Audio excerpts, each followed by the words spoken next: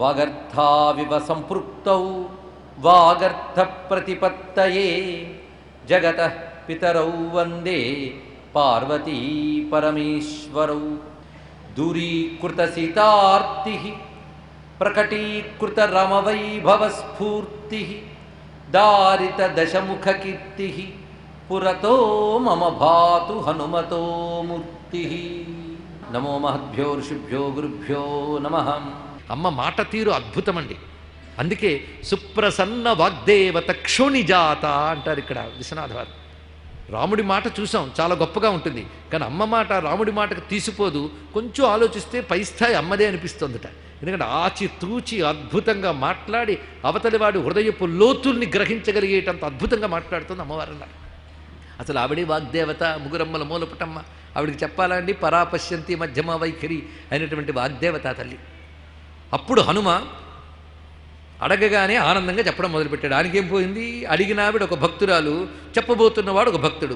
భక్తుడిని అడిగితే ఇంకా వాళ్ళ పిచ్చి ముందు ఎవరు ఆపలేరండి. వాళ్ళు వాచీలు చూసుకోరు, టైములు చూసుకోరు. ఆనందమే ఆనందం. మచ్చిత్త మద్గత ప్రాణా బోధయంత పరస్పరం కథయంతశ్చ మాన్నిత్యం తుష్యంతి చ రమంతి చ అని భగవద్గీతలో కృష్ణ పరమాత్మ చెప్పాడు కదా.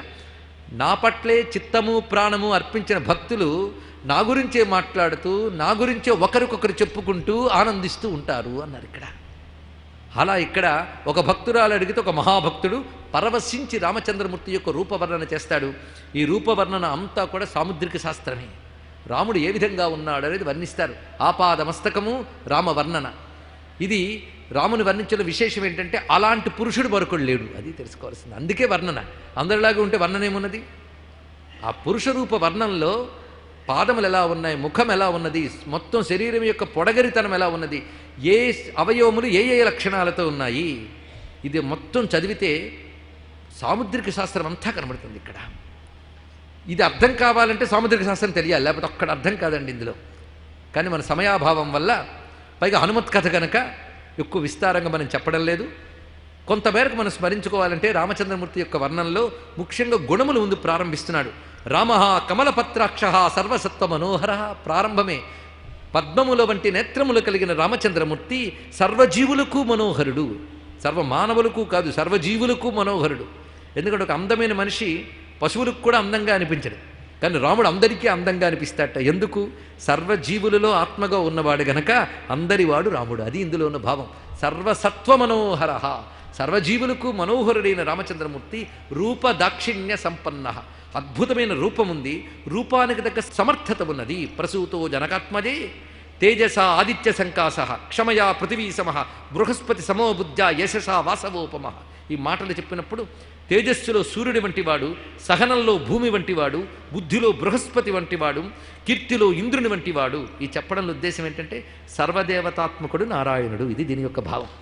రక్షిత జీవలోకస్య స్వజనస్యాభిరక్షిత రక్షిత స్వస్య వృత్తస్య ధర్మస్య చ పరంతప. సమస్త జీవుల్ని రక్షిస్తాడు, తనను ఆశ్రయించిన వారిని రక్షిస్తాడు, తన ధర్మాన్ని తాను రక్షించుకుంటాడు. ఇది రాముని యొక్క గొప్పతనం.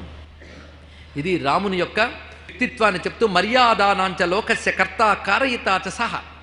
లోక మర్యాదలు ఏర్పరిచినవాడు అతను, వాటిని నిర్వహించి ఆచరించేవాడు కూడా ఆయనే, ఆచరింపజేసేవాడు ఆయన. ఇది రహస్యం అండి.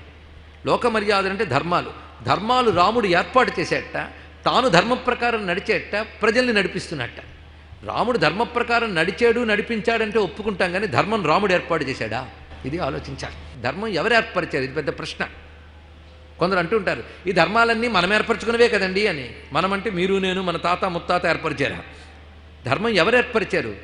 పరమేశ్వరుడు వేద రూపముగా శాస్త్ర రూపముగా ఏర్పరిచాడు. నిజాజ్ఞారూప నిగమ పుణ్యాపుణ్య ఫలప్రద.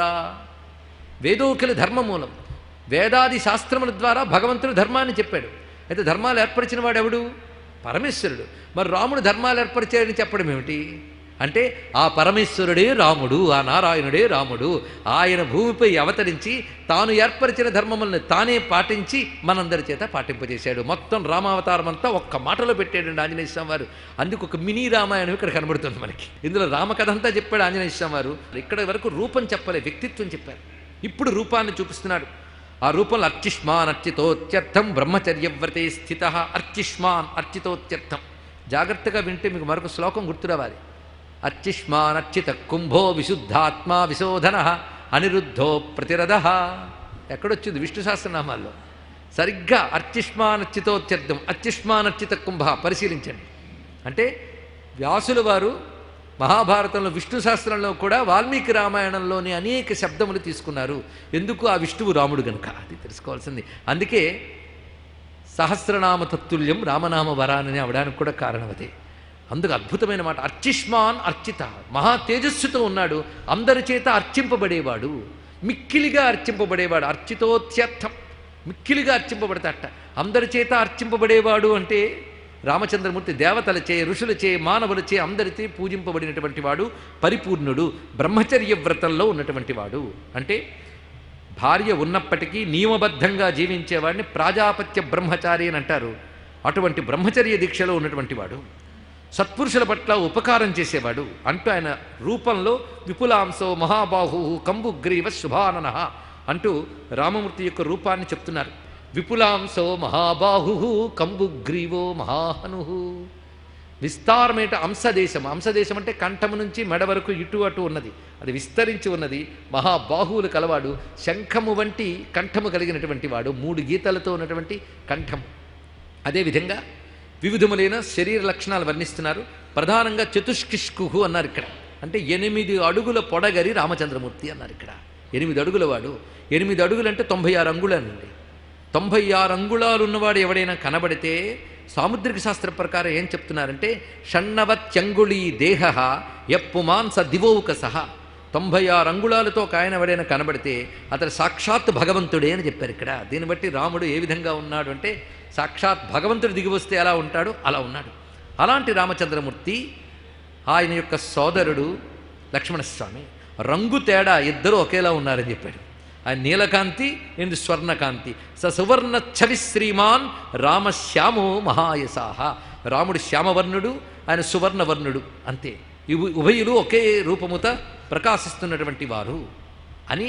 ఆ తర్వాత ఆ రామచంద్రమూర్తి సుగ్రీవుడికి ఇచ్చిన అభయము, వాళ్ళని వధించి సుగ్రీవునికి చూపించినటువంటి స్నేహభావము, సుగ్రీవుడు రామునికి ఇచ్చిన మాట, అటుపై జరిగిన అంశము, ఇవన్నీ చెప్పి అలా రాముడితే పంపబడినటువంటి వానర వీరుల్లో నేనొకణ్ణమ్మా అని అప్పుడు తన యొక్క వృత్తాంతాన్ని చెప్తున్నాడు. మా నాన్నగారి పేరు కేసరి అంటారు. ఇతడు సామాన్యుడు కాడు. మాల్యవంతం అనే పర్వతం వద్ద ఆయన సంచరిస్తున్నప్పుడు అక్కడ దేవతలు ఋషులు ఆ కేసరిని ప్రార్థించారు. ఇక్కడ శంభసాధనుడు అని ఒక భయంకరమైన రాక్షసుడున్నాడు, అతన్ని సంహరించి మమ్మల్ని కాపాడు, మా యజ్ఞముల్ని కాపాడు అంటే ఆ కేసరి ఒంటి చేత్తో వారందరినీ సంహరించాడు. ఆ కేసరి క్షేత్రమైనటువంటి అంజనాదేవి గర్భంలో జనించిన వాడిని నేను, నన్ను హనుమంతుడు అంటారమ్మా అని తన గురించి పరిచయం చేసుకున్నాడు ఆయన ఇక్కడ. అప్పుడు ఇవన్నీ విని అమ్మవారు ఆశ్చర్యపోయారట, ఆనందించారు. అప్పుడు ఎప్పుడైతే అమ్మకి విశ్వాసం కలుగుతోందని తెలిసిందో అప్పుడు స్వామివారు రామచంద్రమూర్తి ఇచ్చిన ఉంగరం తీసి అమ్మవారికి ఇచ్చేట. ప్రత్యయార్థం తవానీతం తేన దత్తం మహాత్మనా రామనామాంకితం చేదం పశ్యదేవి అంగుళీయకం. ఎప్పుడైతే ఉంగరం చూసిందో ఇంకా అమ్మవారికి పరిపూర్ణమైనటువంటి విశ్వాసము, ఆనందము కలిగింది. భర్తారమివ సంప్రాప్త జానకీ ముదితాభవత్. సాక్షాత్తు రాముణ్ణే చూసినంత ఆనందించింది ఉంగరం చూసిన వెంటనే. ఆ ఉంగరాన్ని చూడగానే అమ్మ ముఖం ఎలా ఉందంటే అంతవరకు రాహువు పట్టి విడిచిన తర్వాత చంద్రుడు ఎలా ప్రకాశిస్తాడో అలా ఉన్నది అన్నారు ఇక్కడ. అశోభత విశాలాక్ష రాహుముక్త ఇవోడు రాట్. గ్రహణం విడిచిన చంద్రమూర్తిలాగా ప్రకాశిస్తున్నది అమ్మవదనం. అది చేత్తో పట్టుకుని హనుమంతుడితో అంటోందండి అమ్మ. అద్భుతమైన మాటలు. ఇంతవరకు హనుమంతుడితో ఎన్ని మాట్లాడినా ఆయన ఇంత శ్లాఘించలేదు. ఇప్పుడు రూఢిగా తెలిసిపోయింది నేను రామదూత అని. పైగా ఆవిడ చాలా చురుకుగా ఉంటుంది ఆ తల్లి. ఎప్పుడూ కూడా ఒకరిని అంచనా వేయడంలో అనేకములైన విధాలు ఆలోచించాలండి. ఆ తల్లి చకచకా ఆలోచించగలదు. అందుకే ఇక్కడ హనుమను చూడగానే ఆ తల్లి అంటోందిట, విక్రాంతస్త్వం సమర్థస్త్వం ప్రాజ్ఞస్త్వం వానరోత్తమ ఏనేదం రాక్షసపదం త్వయైకేన ప్రదర్శితం. ఉంగరం చూడగానే పట్టుకొచ్చిన వాడు సామాన్యుడు కాడు. ఎందుకంటే ఈ శతయోజన విస్తీర్ణమైన సముద్రాన్ని దాటి భయంకరమైన రాక్షసుల చేత రక్షింపబడుతున్న, రావణుని చే పాలింపబడుతున్న లంకలోకి అడుగు పెట్టడం అనేది ఎంత కష్టమైన పని అమ్మవారికి తెలుసు. అది సులభంగా చేసుకొచ్చి నిలబడ్డాడంటే ఇతడు సామాన్యుడు కాడు. విక్రాంతస్త్వం, నువ్వు మహావిక్రమశాలివి. సమర్థస్థం, ఏదైనా చెయ్యగలిగిన సర్వసమర్థుడవు. ప్రాజ్ఞస్థం, కేవలం శరీర బలం ఒక్కటి సరిపోదు, ప్రాజ్ఞుడవు అంటే గొప్ప జ్ఞానివి, బుద్ధిశాలివి నువ్వు. లేకపోతే శతయోజన విస్తీర్ణ సాగరో మకరాలయ విక్రమశ్లాఘనీయేన క్రమత గోష్పదీకృత. తల్లి అన్నదండి గోష్పదీకృత వారాసిం అనే మాట. ఈ మాటే మంత్రశాస్త్రం గ్రహించింది, సీతమ్మ నోటి మాటను తీసుకుందిట. నువ్వు ఎంత గొప్పవాడివి కాకపోతే 100 యోజనాల విస్తీర్ణమైన సముద్రము నీకు గోష్పాదమంత మేరయ్యిందయ్యా అన్నారు. గోష్పాదం అంటే ఆవు కాలి గిట్ట మోపినంత మేర. దీన్ని దాటడం ఎంత సులభం అండి. మనకి ఆ గోష్పాదము ఎంతో, హనుమంతుడికి సముద్రం అంతట. అందుకే సులభంగా దాటేశాడు. అయితే తర్వాత వాక్యాన్ని కూడా మనం తెలుసుకోవాలి, తర్వాత చేస్తాడు ఆ పని. గోష్పాదాన్ని దాటినట్టుగా సముద్రాన్ని దాటాడు, మనం దోమల్ని కొట్టినట్టుగా రాక్షసులను కొట్టేటది. అందుకే గోష్పదీకృత వారాసం మసికీకృత రాక్షసం. రామాయణ మహామారారత్నం వందే అనే ఆత్మని ముందే చెప్పుకున్నాం. ఇది మామూలుగా మనం చదువుతాం కానీ ఇది ఒక మంత్రగర్భితమైన శ్లోకం. ఇది ఒక మహామంత్రానికి ధ్యాన శ్లోకంగా హనుమన్ మంత్రశాస్త్రంలో చెప్పబడింది. దాన్ని మనం ఇక్కడ స్మరించుకోవాలి. ఆ మంత్రశాస్త్ర వాక్యం ఇక్కడ గోష్పదీకృత అని అమ్మ నోట పలికినది. ఇక్కడ శతయోజన విస్తీర్ణ సాగరో మకరాలయ విక్రమశ్లాఘనీయేన క్రమత గోష్పదీకృత. తల్లి అన్నదండి గోష్పదీకృత వారాసిం అనే మాట. ఈ మాటే మంత్రశాస్త్రం గ్రహించింది, సీతమ్మ నోటి మాటను తీసుకుందిట. నువ్వు ఎంత గొప్పవాడివి కాకపోతే 100 యోజనాల విస్తీర్ణమైన సముద్రము నీకు గోష్పాదమంత మేరయ్యిందయ్యా అన్నారు. గోష్పాదం అంటే ఆవు కాలి గిట్ట మోపినంత మేర. దీన్ని దాటడం ఎంత సులభం అండి. మనకి ఆ గోష్పాదము ఎంతో, హనుమంతుడికి సముద్రం అంతట. అందుకే సులభంగా దాటేశాడు. అయితే తర్వాత వాక్యాన్ని కూడా మనం తెలుసుకోవాలి, తర్వాత చేస్తాడు ఆ పని. గోష్పాదాన్ని దాటినట్టుగా సముద్రాన్ని దాటాడు, మనం దోమల్ని కొట్టినట్టుగా రాక్షసులను కొట్టేటది. అందుకే గోష్పదీకృత వారాసం మసికీకృత రాక్షసం. రామాయణ మహామారారత్నం వందే అనే ఆత్మని ముందే చెప్పుకున్నాం. ఇది మామూలుగా మనం చదువుతాం కానీ ఇది ఒక మంత్రగర్భితమైన శ్లోకం. ఇది ఒక మహామంత్రానికి ధ్యాన శ్లోకంగా హనుమన్ మంత్రశాస్త్రంలో చెప్పబడింది. దాన్ని మనం ఇక్కడ స్మరించుకోవాలి. ఆ మంత్రశాస్త్ర వాక్యం ఇక్కడ గోష్పదీకృత అని అమ్మ నోట పలికినది. ఇక్కడ నహిత్వాం ప్రకృతం మన్యే వానరం వానరషభ. నువ్వు సామాన్య వానరుడువని నేను అనుకోను. ఎందుకంటే ఈయన ఒక వానరుడు అని నేను అనను. ఎందుకంటే రాముడు కేవల నరుడు కాడు, నువ్వు కేవల వానరుడివి కావు. అతడు నరశార్దూలుడు, నువ్వు హరిశార్దూలుడు, సామాన్యువు కావు. అందుకే వానరషభ. పైగా నేను గమనిస్తున్నాను, ఇది రాక్షసుల చోటు, రావణుడి చోటు. ఇక్కడ నిలబడి మాట్లాడుతున్నప్పుడు కొంతైనా భయపడడం, బెదరడం, వెనకాల ఎవరైనా వింటున్నారేమో, ఏం జరుగుతుందో చూడడం, ఇలాంటి తత్తరపాటు, బెదురు, జంకు నీ కళ్ళల్లో కానీ నువ్వు నిల్చున్న తీరులో కానీ కనబడ్డం లేదయ్యా.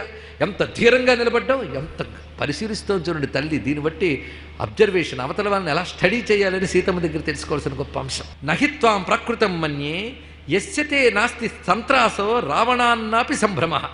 అసలు ఇసుమంత కూడా ఈ రావణుడి పట్ల కానీ, లంక పట్ల కానీ, రాక్షసుల పట్ల కానీ ఏమాత్రం భయం కానీ, తత్తరపాటు కానీ నీకు లేదే. అవునులే, రాముడు పంపాడంటే సామాన్యుని పంపుతాడా అన్నదిట. మళ్ళీ వాళ్ళ ఆయన గొప్పతనం. ప్రేషయిష్యతి దుర్ధర్షో రామో నపరీక్షితం.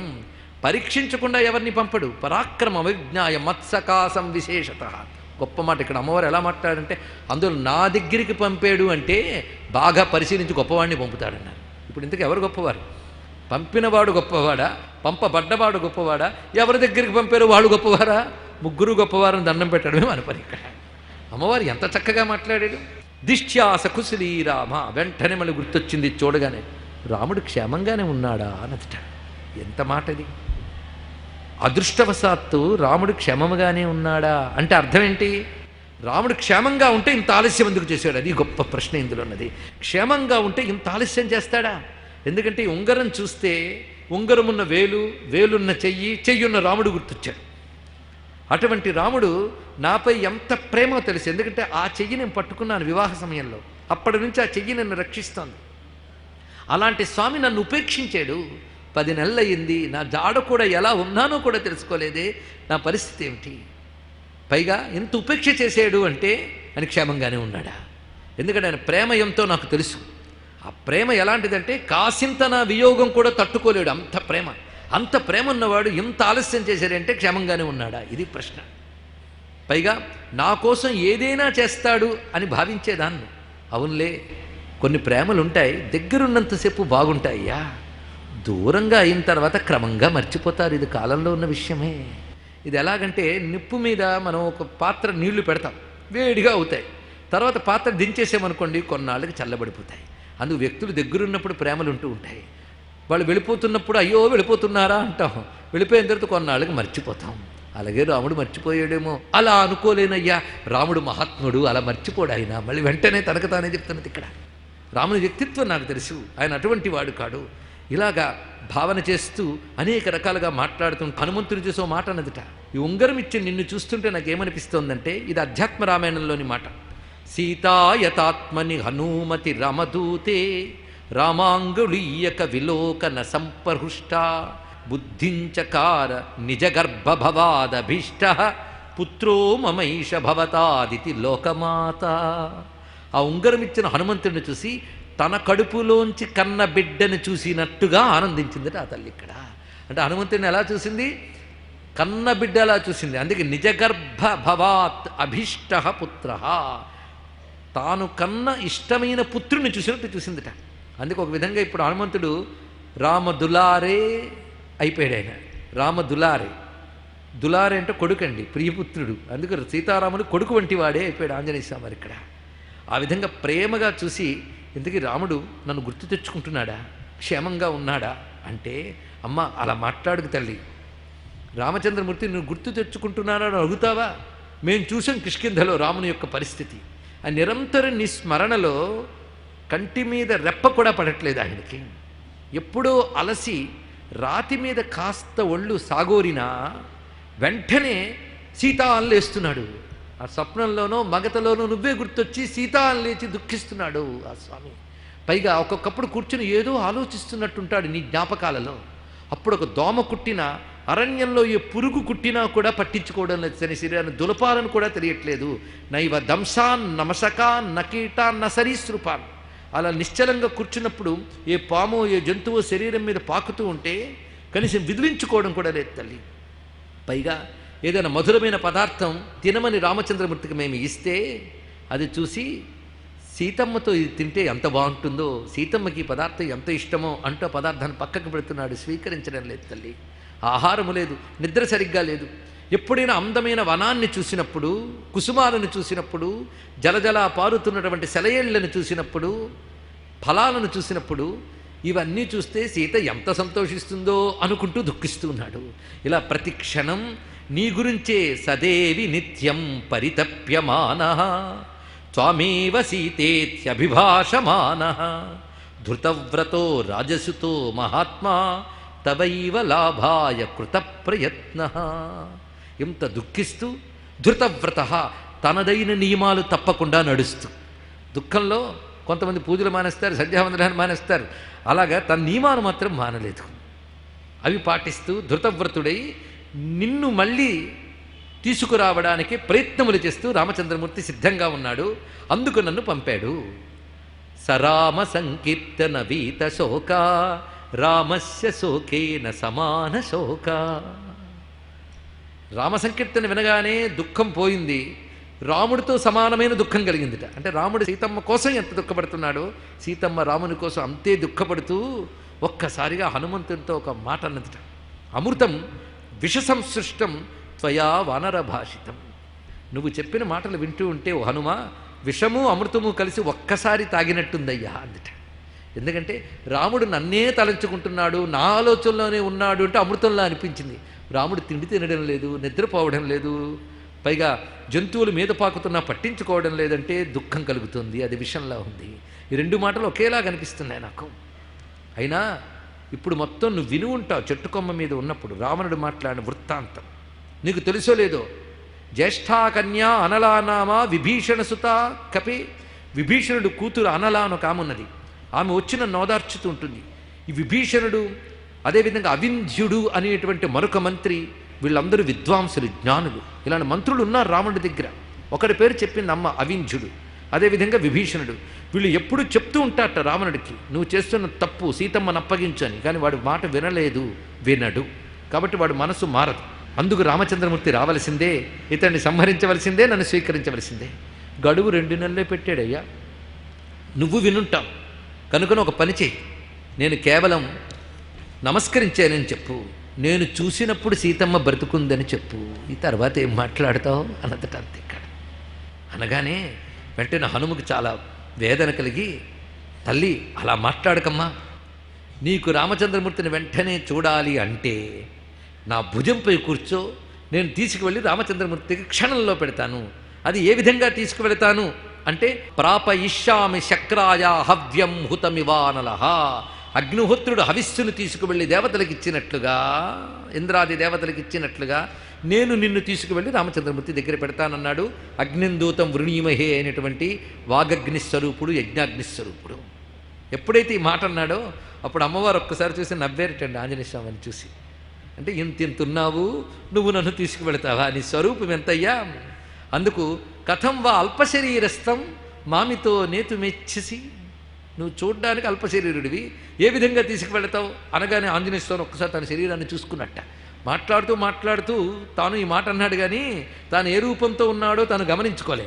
ఒక్కసారి చూశాడు కానీ నువ్వు నన్ను తీసుకెళ్ళగలవా అని అంటే అంత వీరుడికి చిన్న అవమానంలా అనిపించిందిట. నవం పరిభవం కృతం అంటాడు ఇక్కడ వాల్మీకి, ఒక కొత్త అవమానంలా అనిపించిందిట. ఇక్కడ విశ్వనాథ వారి ఈ మాట నందిపుచ్చుకున్న మాట అంటున్నారు. అని నా హనుమ ఇట్టులనియే తల్లివి ఇట్టులంటివిగాన ఊరకుంటినమ్మా అన్నాడు ఇక్కడ. అమ్మవారు అన్నా కనుక ఊరుకున్నాను కానీ ఈ భుజాలపైన ఎక్కించుకుంటేని రామలక్ష్మణులను రాఘవులను, ఈ భుజాల మీదే రామలక్ష్మణులు ఎత్తుకుని వచ్చానమ్మా నేను, ఇప్పుడు చెప్పు తీసుకెళ్ళగలనా లేదా అని సీతాయా వచనం శ్రుత్వా హనుమాన్ మారుతాత్మజ చింతయామాస లక్ష్మీవాన్ నవం పరిభవం కృతం. అంతేకాదు అమ్మ తన 1000 పడగలందున అనంతుడు అవనిన్ విధాన, 1000 పడగల మీద ఆదిశేషువు భూమిని ఎలా భరిస్తాడో నా భుజం మీద ఈ సమస్త భువనాల్ని నేను పట్టగలను అంటున్నాడు ఇక్కడ. దీని అర్థం ఏంటంటే సమస్త భువనాల్ని భరించి పోషించగలిగే సమర్థుడైన పరమేశ్వరుడు నేను అన్నాడు ఇక్కడ. ఆదిశేషుని వలే అని వర్ణించాడు ఇక్కడ. మనకి హనుమంతుని రూపాల్లో పంచముఖాంజనేయం ఉంది, ఇంకా ఏకాదశ ముఖాంజనేయ రూపం ఉంది. అందులో ఒక రూపము ఆదిశేష రూపంగా చెప్పబడుతుంది హనుమంతునికి. ఇది తెలుసుకోవాల్సినది. కానీ ఆదిశేష స్వరూపం కూడా హనుమంతులను మనం చూడాలి, సంకర్షణ తేజస్సు. దాన్ని ఇక్కడ ధ్వనింపజేస్తున్నాడు. 1000 పడగలతో అనంతుడు భూమిని మోస్తాట, ఒక్క భుజంతో సమస్త భువనాల్ని నేను మోయగలనమ్మా అని చెప్పి అమ్మవారికి నమ్మకం కలిగించడానికై తన విరాట్ రూపాన్ని స్వామి చూపిస్తూ ఉన్నాడు. దర్శిద్దాం. తతో వర్ధితు మారేభే సీతా ప్రత్యయ కారణాత్ మేరుమందర సంకాసౌ బభౌ దీప్తానల ప్రభ అగ్రతో వ్యవతస్థే చ సీతాయా వానరోత్తమ హరిపర్వత సంకాస తామ్రవక్త్రో మహాబల వజ్రదంష్టనకో భీమో వైదేహీమిదబ్రవీత్. ఒక మేరు పర్వతం వలె, మందర పర్వతం వలె స్వామి పెరిగాడు. మేరు పర్వతం అంటే బంగారు కొండ, పర్వతములన్నింటిలో మహోన్నతమైనది. అలా పెరిగి ఉన్నాడు. అగ్ని వంటి ప్రకాశంతో జ్వలిస్తూ ఉన్నాడు స్వామివారు. హరిపర్వత సంకాస తామ్రవక్త్ర, ఎర్రని వదనంతో భాషిస్తున్నాడు. వజ్రదంష్ట నఖ, వజ్రము వంటి గోళ్ళు, వజ్రము వంటి కోరలు, వజ్ర శరీరంతో స్వామివారు ఉన్నారు. ఇది వజ్ర హనుమాన్ మంత్రం ఒకటి ఉందండి. అందులో వజ్రదంష్ట్రాయ, వజ్రనఖాయ, వజ్రకరాయ, వజ్రదేహాయ, వజ్ర రోమాయ, ఇన్ని విషయములు చెప్తారు ఇక్కడ. అలా అద్భుతమైనటువంటి వజ్రకాయుడైన ఆంజనేయ స్వామి వారి యొక్క దర్శనం మహా తేజస్సుగా ఉన్నది. సంహితా గ్రంథముల్లో ఈ రూపాన్ని ఎలా చూపిస్తున్నాడంటే తత ప్రసన్నో హనుమాన్ అభవద్ విశ్వరూపధృత్. అంతవరకు ప్రసన్నముగా ఉన్న ఆంజనేయ స్వామి వారు విశ్వరూపుడై భాషిస్తున్నాడు.